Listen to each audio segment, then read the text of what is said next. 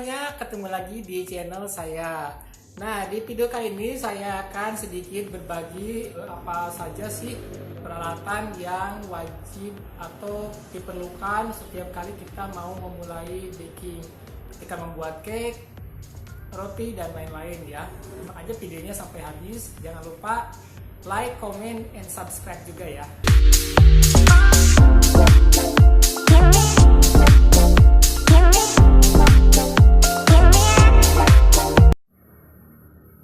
Nah, peralatan pertama teman-teman harus mempersiapkan oven ya. Kalau namanya oven itu ada beberapa macam, teman-teman bisa pilih oven listrik, oven gas, maupun oven tangkring ya.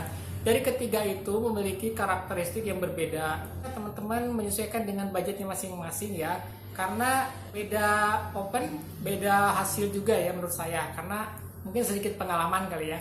Nah, kalau untuk oven listrik juga ada beberapa macam tipe, merek, harga apalagi ya, juga karakteristiknya. Nah, teman-teman bisa menyesuaikan dengan keinginan aja ya. Cuman kenapa harus ada oven listrik? Karena menurut saya itu lebih enak aja gitu ya untuk cara pengoperasiannya. Karena di sana dilengkapi dengan fitur-fitur atau tombol-tombol yang diperlukan untuk teman-teman baking cake, roti, cookies dan lain-lain ya. Salah satunya itu udah ada pengaturan api, perapian ya. Jadi kita bisa menggunakan elemen atas, bawah maupun atas bawah karena jenis-jenisnya disesuaikan dengan jenis yang akan dipanggang ya. Terus selanjutnya kalau oven listrik itu sudah ada temperatur suhu, jadi enak banget ya teman-teman bisa nyetel suhu sesuai dengan resep atau yang akan dipanggangnya ya. Karena macam-macam cake, roti dan lain-lain itu mempunyai dipanggang dengan suhu yang berbeda. Nah, terus juga biasanya kalau oven yang bagus itu sudah ada alat untuk memanggang ayam, daging, ikan dan lain-lain, sudah dilengkapi dengan convection atau roti series juga ya. Nah, perbedaan oven tangkring dengan oven gas ataupun oven listrik ya. Pertama, kalau oven tangkring itu kita biasanya sulit untuk menentukan suhu temperaturnya ya, karena panasnya dari kompor itu ya nggak semuanya bisa sama, bisa stabil. Itu sulit gitu ya. Kita harus mempunyai temperatur manual atau termometer manual ya, supaya nanti hasil cake-nya lebih bagus. Kemudian kalau bedanya dengan oven gas itu juga sama. Oven gas itu sistemnya menggunakan api dari gasnya sendiri ya. Meskipun di sana biasanya sudah ada temperaturnya, tapi dia harus dipasin gitu ya, karena kalau menggunakan oven gas itu temperaturnya harus benar-benar stabil gitu ya, biar menghasilkan hasil panggangan yang sempurna. Gitu. Pokoknya dikembalikan lagi ke teman-teman yang mau membeli oven listrik, oven gas maupun oven tangkring karena cukup berbeda dari ketiganya. Nah, yang keduanya teman-teman harus mempunyai mixer ya. Nah, meskipun beberapa jenis akan dibuat di dalam dunia perbakingan, tidak semuanya menggunakan mixer ya. Ada sebagian yang menggunakan whisk ataupun kocok manual gitu. Tapi untuk mixer saya rasa ini penting banget buat teman-teman supaya hasil cake-nya lebih bagus aja, lebih sempurna gitu ya. Nah, untuk teman-teman pemula ini tidak perlu membeli mixer yang terlalu mahal juga atau yang ukuran besar. Teman-teman bisa memilih hand mixer ya. Kemudian juga teman-teman harus ada hand whisk ya atau kocokan manual. Jadi karena seperti saya bilang tadi, semua cake itu tidak menggunakan mixer. Nah, fungsinya whisk di sini biasanya untuk mengocok adonan tertentu atau untuk mengaduk, mencampur adonan yang sudah di mixer tadi. Biasanya setelah memasukkan tepung ke dalam adonan, kita perlu menggunakan whisk juga ya. Selanjutnya adalah loyang cake. Sangat diperlukan karena kalau kita membuat roti, cake dan lain-lain, kalau nggak ada loyang juga susah juga ya, nggak bakalan jadi.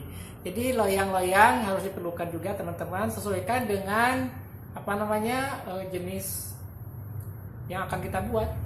Semacam loyang cake, loyang roti, loyang cookies. Nah, itu biasanya macam-macam bentuk dan ukuran ya. Harganya macam-macam, ada yang harganya puluhan ribu atau ratusan ribu, bahkan yang jutaan juga sudah ada ya. Pokoknya kembali lagi ke teman-teman, sesuaikan dengan kebutuhan.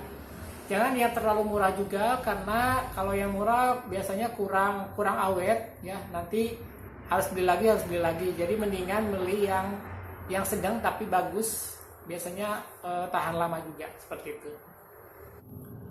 Selanjutnya teman-teman harus mempersiapkan timbangan ya. Kalau saya sarankan mendingan teman-teman mempunyai timbangan digital. Kenapa? Karena yang timbangan digital itu sudah enak banget, kita nggak perlu ragu lagi untuk mengukur timbangan bahan ya. Jadi karena biasanya itu udah akurat banget ya, mulai graman aja dia sudah terdeteksi dibanding timbangan manual. Karena kalau timbangan manual itu susah untuk mengukur tingkat keakuratan si bahan tadi, karena misalkan beda sedikit aja hasil adonan bisa jelek gitu. Kemudian teman-teman harus ada ayakan tepung. Nah, kenapa ini diperlukan sekali ya, karena kalau tepungnya nggak diayak itu nanti susah juga kita untuk mencampur ke dalam adonan. Biar adonannya tidak menggumpal gitu. Jadi sebaiknya kita ayak terlebih dahulu untuk tepungnya. Kemudian spatula ya, kita menggunakan spatula untuk mengaduk jenis adonan ya.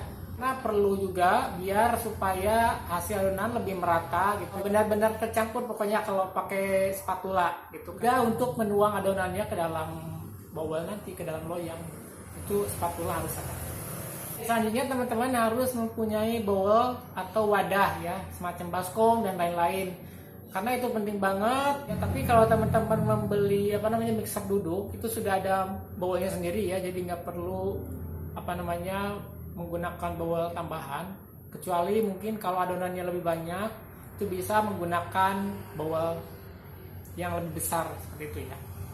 Nah, bahan lainnya teman-teman harus mempunyai kuas. Nah, kalau membeli kuas itu ada yang berbahan dari semacam sabut gitu ya, ada juga yang bahan silikon. Tapi kalau saya saranin teman-teman menggunakan yang bahan silikon aja, karena biasanya lebih aman aja, jadi lebih steril gitu ya menurut saya. Terus juga kemudian yang dipersiapkan adalah kertas roti ya, untuk alas loyang, alat adonan juga ya. Sarung tangan open itu diperlukan karena nanti biar lebih aman aja ketika kita mengeluarkan loyang dari dalam oven. Terus juga tray atau rak pendingin cake. Jadi nanti setelah cake-nya matang, teman-teman bisa didinginkan di atas rak pendinginnya ya. Dan kemudian pisau untuk memotong kue, ataupun juga ini pengoles loyang ya, biar nanti kuenya lebih mulus ketika dikeluarkan. Oke, mungkin itu tadi teman-teman yang saya bisa share ya. Ini berdasarkan pengalaman pribadi aja ya. Yang lain-lainnya mungkin teman-teman boleh komen aja di bawah apa aja yang perlu dipersiapkan untuk teman-teman baking pemula ya. Oke guys, terima kasih sudah menonton videonya, mudah-mudahan bermanfaat. Jangan lupa like, comment, and subscribe ya, biar saya lebih semangat untuk upload video. Oke, sampai jumpa di kesempatan lainnya.